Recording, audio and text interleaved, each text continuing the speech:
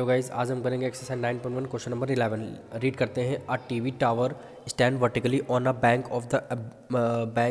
Of a canal.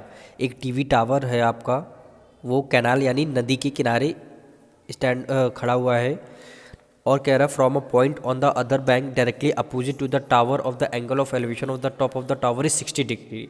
क्या कह रहा है, जो एंगल ऑफ एलिवेशन है इसका टॉप ऑफ द टावर से फ्रॉम द फुट से कितना डिग्री का है, 60 डिग्री। यानी ये एंगल ऑफ एलिवेशन ये आपका 60 डिग्री का है। और क्या कह रहा है, फ्रॉम अनदर पॉइंट, दूसरे पॉइंट से 20 meter away on the line. 20 यानी ये है जो 60 डिग्री, जहाँ पे 60 डिग्री का फॉर्म कर रहा है, इससे 20 मीटर अवे यानी 20 मीटर की दूरी पर। यानी ये हाइट, ये यहाँ से यहाँ तक की डिस्टेंस आपकी कितनी है, 20 मीटर है। 20 meter away on the line joining this point to the foot of the canal, foot of the tower, the angle of elevation on the top of the tower is 30 degree.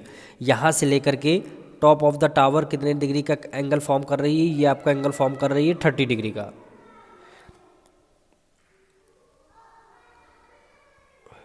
30 degree का।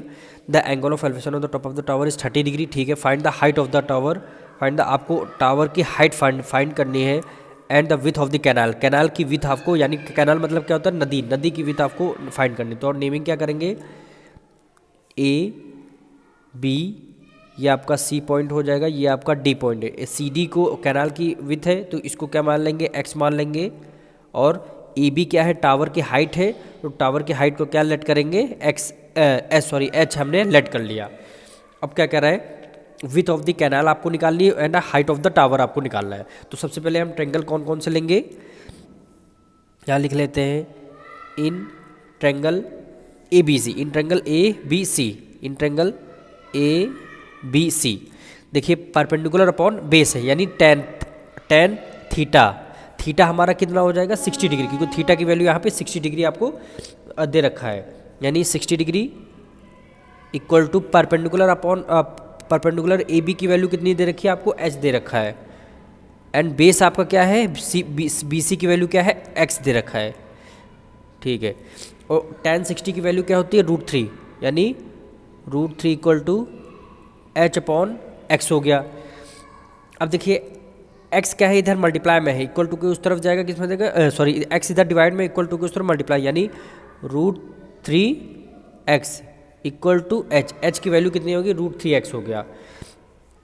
अब second triangle हम कौन सा लेंगे, ए B D, यहाँ पे लिखेंगे in triangle A B D.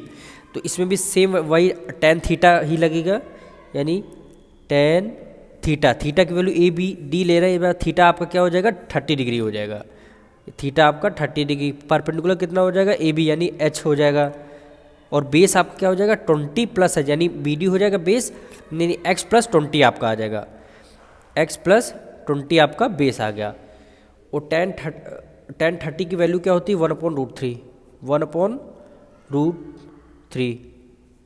अब एच आपको यहाँ पे देखना है, एच देखिए, एच की वैल्यू हमने अभी आई हमारी है √3x, यानी इस एच की जगह हम लिख देंगे √3x, यानी √3x अपॉन एक्स प्लस 20, यानी x प्लस 20 हो गया। x प्लस 20 को 1 से मल्टीप्लाई करेंगे तो इसका आंसर आएगा x प्लस 20 इक्वल टू √3 की मल्टीप्लाई √3 से करेंगे तो यानी 3, और x बचा है, x आपका आ जाएगा।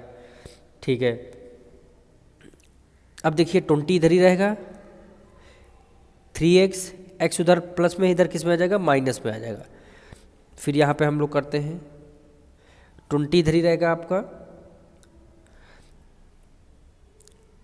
इक्वल टू 3x माइनस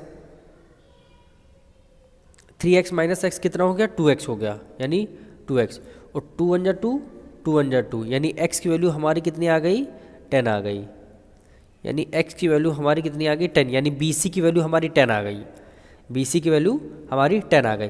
अब x देखो, BC यानी विथ ऑफ द कैनाल आ गया, आपको हाइट निकालनी, और हाइट हमने क्या यहाँ पे क्या दे रखा है, h इक्वल टू √3x होता है।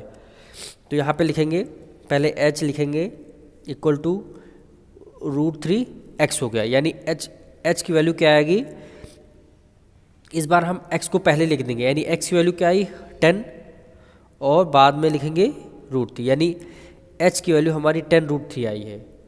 10√3 पहला आंसर ए और सेकंड आंसर आपका 10 हो गया, यानी ये दो आंसर आपके मेन है।